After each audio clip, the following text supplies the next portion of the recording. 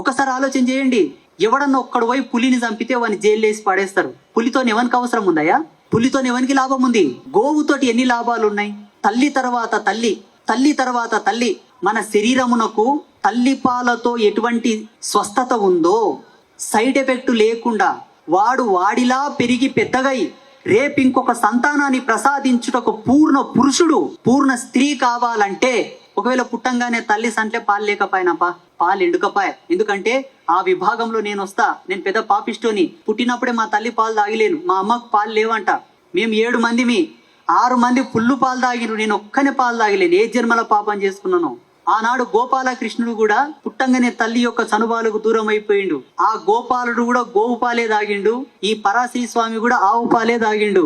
అందుకేనేమో ఇంతటి విజ్ఞానం, ఇంతటి విద్వత్తు, ఇంత టాకింగ్ పవర్, ఇంత డేర్ ఎక్కడి నుంచి వచ్చింది? ఇదంతా మనిషిలా ఉండాలి. విచక్షణ రహితంగా బ్రతకకుండా విషయ పరిజ్ఞానంతో ఉండాలంటే తల్లిపాలు ఉన్నా కూడా తల్లిపాలతో పాటు ఒక చెంచాడు ఆవు పాలు తాపితే వాడు పూర్ణ పురుషుడై వర్ధిల్లుతాడు. అంతే తప్ప బర్రె పాలు దాతే రాదు, గొర్రె పాలు దాతే రాదు, గాడిద పాలు దాతే రాదు, పులి పాలు దాతే రాదు.